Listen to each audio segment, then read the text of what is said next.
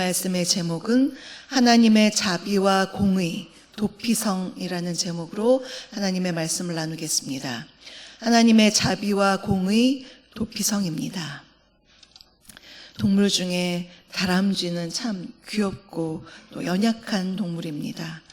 그러나 다람쥐는 결코 맹수에게 잡히지 않는다고 합니다. 어떻게 그렇게 약한 동물이 힘이 센 맹수의 공격을 받지 않고 살아남을 수 있을까요? 다람쥐는 자신을 보호할 기발한 호신책을 가지고 있습니다. 그것은 사나운 짐승이나 몸집이 아주 큰 동물이 습격해 오면 큰 바위 밑에 들어가서 숨어버린다고 합니다. 아무리 강한 동물이 온다고 하더라도 바위 틈에 몸을 숨긴 다람쥐 잡을 수가 없죠. 다람쥐에게 커다란 바위 틈은 천연의 요새인 셈입니다. 이 시대를 살아가는 우리에게는 맹수의 그런 어떤 동물의 공격은 없지만 갖가지 도전들이 우리를 참으로 힘겹게 해서 몸과 마음을 병들게 합니다. 경제적인 압박도 있고 가정의 불안함, 또 과도한 업무 등은 참 많은 스트레스를 주고 어려움을 더해주고 더 나아가서 내가 어떻게 손쓸 수 없는 인생의 폭풍우 같은 환난도 우리가 당할 수가 있습니다. 그러면 폭풍우와 같은 인생의 커다란 위기 속에서 우리가 어떻게 살아남을 수가 있을까요? 아까 다람쥐 말씀드렸는데요. 다람쥐처럼 우리의 반석이 되시는 하나님께 피하는 것입니다. 우리의 피난처 되시는 하나님께 달려가서 피해 있는 것입니다. 지금 예배를 드리는 이러한 시간, 바로 하나님께 피해 있는 시간입니다. 기도로 고독하게 하나님과 독대하는 시간, 바로 바위 틈에 숨는 시간입니다. 또는 심한 폭풍우에 배가 떠밀려 가지 않도록 한 곳에 배를 단단히 묶어두는 것처럼 우리는 그러한 폭풍우를 만났을 때 하나님께 단단히 묶여 있어야 합니다. 아무리 상황이 출렁이고 어지러워도 하나님의 붙드심으로 인해서 안전하게 거할 수가 있는 것입니다. 시편에서 인생의 위기를 만났던 시편 기자들은 피난처 되시는 하나님, 우리가 좀 아까 전에 그러한 피난처 되시는 하나님을 찬양했는데요. 그러한 하나님을 고백했습니다. 시편 46편 1절에서 하나님은 우리의 피난처시요 힘이시니 환난 중에 만날 큰 도움이시라, 이렇게 고백했습니다. 연약한 내가, 불안한 내가 안전하게 피할 곳은 바로 하나님 품 안, 그분의 날개 그늘 아래입니다. 그분의 품 안에서 맹수 같은 인생의 공격도, 폭풍 같은 환난도 피할 수가 있는 것입니다. 다윗은 그의 인생에서 자신의 목숨을 노리는 많은 대적을 만나고 참 오랜 시간 동안 도망 다녀야 했습니다. 그런 그가 시편 5편 11절에서 이렇게 고백합니다. 그러나 주께 피하는 모든 사람은 다 기뻐하며 주의 보호로 말미암아 영원히 기뻐 외치고 주의 이름을 사랑하는 자들은 주를 즐거워하리로다. 주님께 피하는 자가 어떠한 보호를 받고 하나님을 찬양할 수 있는지 고백하고 있습니다. 자신의 한계와 연약함을 깨닫고 주님께 피하는 것이야말로 인생을 살아가는데 참으로 지혜로운 길입니다. 하나님을 믿고 그분을 신뢰하는 사람이야말로 이렇게 주님의 보호하심을 덧입기 위해서 주님께 피하는 것입니다. 오늘 본문에서 하나님은 이스라엘 백성들이 앞으로 가나안 땅에 들어가거든 도피성을 정하라고 하셨습니다. 도피성이란 고의성이 없이 실수로 부지 중에 사람을 살인한 그러한 살인자가 그 살인을 당한 사람의 가족들이 이제 보복을 할 거 아닙니까? 그 보복으로부터 살인당하지 않도록 보호해주는 하나의 장치였습니다. 회중의 재판을 받을 때까지 거기 도피성에서 보호를 받았던 것입니다. 하나님은 도피성을 요단 동편의 3개, 요단 서편의 3개를 만들어서 너희들이 그곳을 정하라. 그래서 부지 중에 살인한 자가 그곳에 피할 수 있도록 하라고 말씀하셨습니다. 여호수아 20장 7절에서 8절을 보면요, 이 6개의 도피성의 이름이 나옵니다. 요단 서편에는 게데스, 세겜, 기럇 아르바, 그리고 요단 동편에는 베셀, 길랏 라못, 바산 골란, 이런 도피성이 실제로 있었습니다. 이 6개의 도피성은 각 지파가 사는 지역의 중앙에 위치해 있었습니다. 지파별로 굉장히 좀 편하게, 또 각 지파에서 가기 쉽게 그렇게 정해서 죄인들이 어디서나 가까운 도피성으로 빨리 피하게 해주었습니다. 이는 생명을 중시하시는 하나님의 자비하신 뜻을 우리가 알 수가 있는데요. 신명기 19장 3절을 보면 도피성에 대해서 그 도피성은 길을 잘 닦으라고 했습니다. 길을 잘 닦아서 누구나 빨리 그 도피성이 있는 곳을 잘 알고 부지 중에 살인한 자가 얼른 피할 수 있게 하라, 그러한 말씀도 하셨습니다. 그러면 이러한 도피성에 대한 말씀을 통해서 주님께서 오늘 우리에게 주시는 교훈 2가지를 우리가 함께 살펴보겠습니다. 첫째로, 도피성은 하나님의 자비하심을 보여줍니다. 도피성은 하나님의 자비하심을 보여줍니다. 당시 이스라엘 사람들이 살았던 이 시대에, 그때에는 보복에 대한 기준이 있었습니다. 출애굽기 21장 24절부터 25절을 보면 이렇게 말씀합니다. 눈은 눈으로, 이는 이로, 손은 손으로, 발은 발로, 된 것은 된 것으로, 상한 것은 상함으로, 때린 것은 때림으로 갚을지니라. 우리가 이것을 들으면 굉장히 야만적이지 않나? 눈 다쳤다고, 눈이 뽑혔으면 그 상대의 눈을 뽑으라는 얘기, 너무 무섭지 않나 이렇게 생각하지만 한편으로 생각하면 전혀 그렇지가 않습니다. 자신이 당한 만큼만 돌려주라는 것입니다. 당한 것보다 훨씬 더 많이 보복하려는 인간의 죄성을 막는 일이었습니다. 이것은 이스라엘뿐만 아니라 고대 바벨론의 함무라비 법전에도 이렇게 똑같은 동해 보복법이 나와 있습니다. 그래서 출애굽기 21장 12절에서 살인에 대해서는 사람을 쳐 죽인 자는 반드시 죽일 것이니라. 살인에 대해서는 그 상대방, 살인한 자, 살인자의 목숨을, 그 사람을 죽여라라는 계명이 이렇게 있었습니다. 그러나 단 고의성이 없이 잘못해서 사람을 죽인 경우에는 그가 살 수 있는 길을 열어두었습니다. 예를 들면 나무를 하다가 이렇게 도끼로 나무를 하다가 도끼 날이 날아가서 옆에 있던 사람이 죽었다. 그런 것은 고의성이 없는 것이었죠. 그런 사람은 살려두었습니다. 그래서 이렇게 도피성은 자신이 사는 가장 가까운 곳에 고의성이 없는 부지 중의 사람을 죽인 사람에게 살 수 있는 기회를 준 것입니다.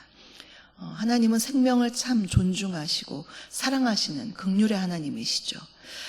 그 사람의 의도가 중요한 것입니다. 죽일 의도가 없었으면 살 수 있는 길을 열어둔 것입니다. 우리가 예수 그리스도를 믿는다는 것은 새 생명에 대한 기회를 부여받은 것입니다. 인간은 누구나 죄를 짓죠. 죄를 지어서 죽을 수밖에 없는 죄인입니다.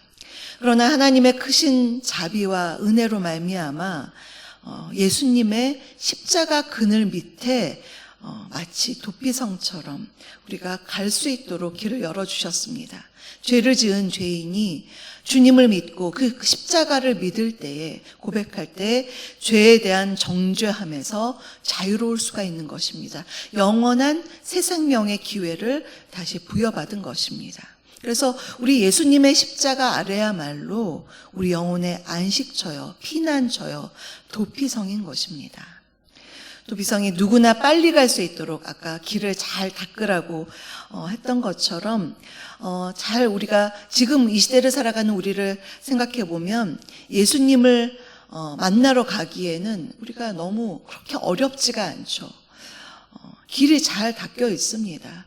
예수님께서 우리의 마음의 문을 두드리고 계실 때 우리의 마음의 문만 열면 되는 것입니다. 너무나 쉽게 주님을 만날 수가 있는 것이죠. 우리가 그분을 믿고 그 그늘 아래 피하기만 한다면 언제든지 피할 수 있는 안식처요, 피난처가 되시는 우리 예수님이십니다.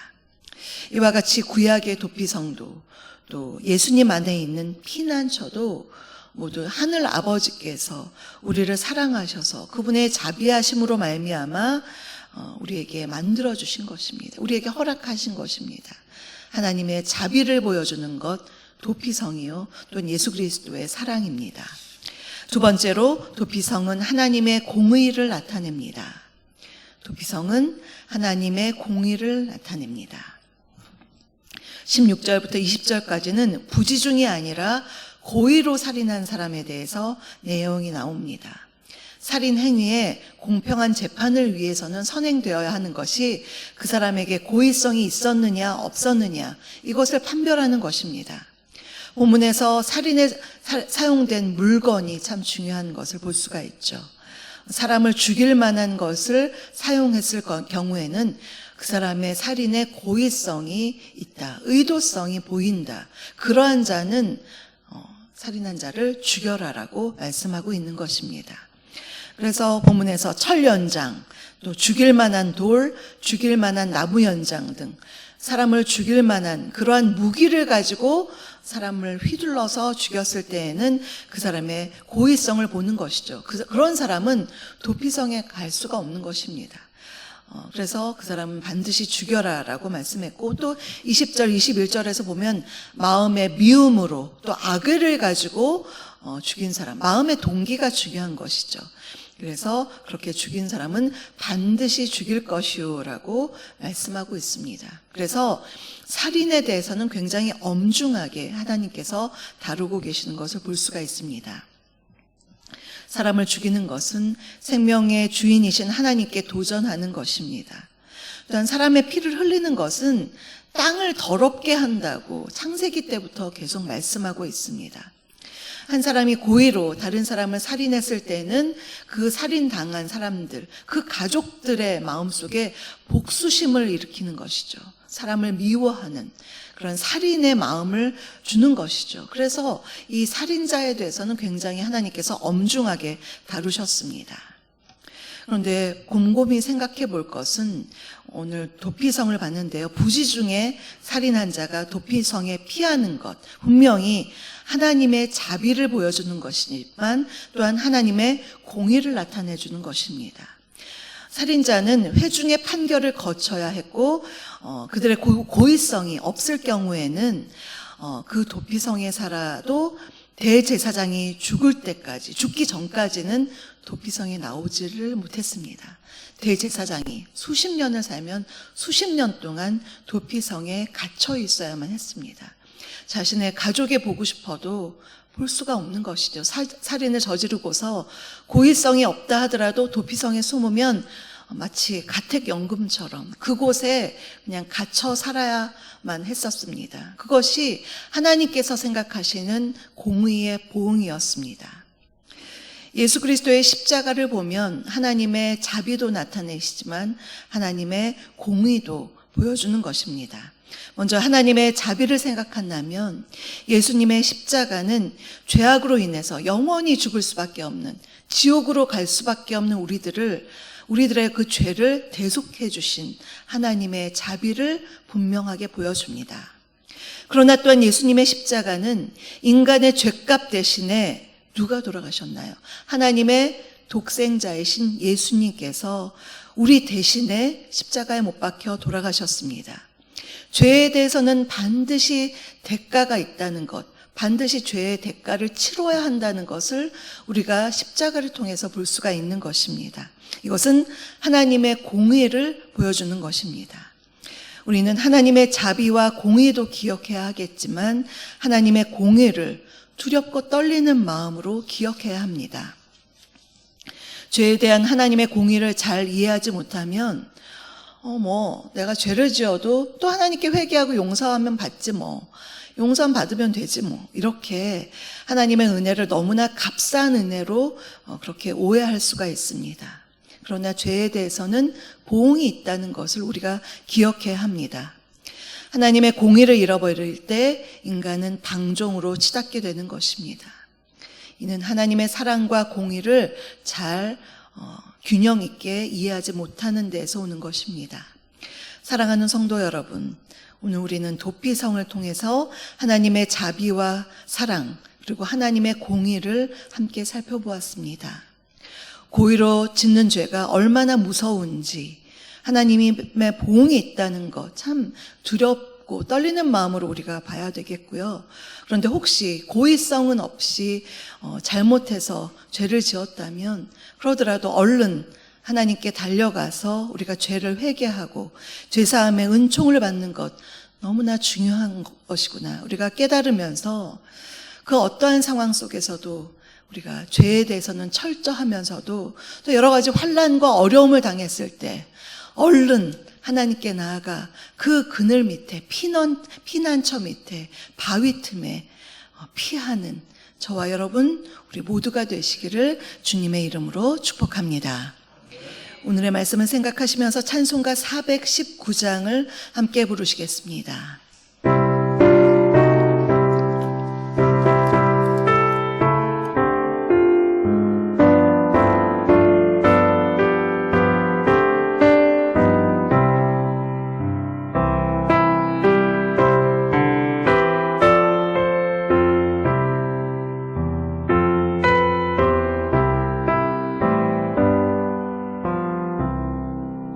주 날개 밑 내가 편안히 쉬네. 밤 깊고 비바람 몰아쳐도 아버지께서 날 지켜주시니 거기서 편안히 쉬리로다. 주 날개 밑 그 사랑 끈을 짜니뇨. 주 날개 밑에 쉬는 영혼 영원히 거기서 살리. 주 날개 밑 나의 피난처 되니 거기서 쉬기를 원하노라. 세상이 나를 위로치 못하나 거기서 평화를 누리리라. 주 날개 밑 평안하다. 그 사랑 끈을 짜니요. 주 날개 밑에 쉬는 영혼 영원히 거기서 살리.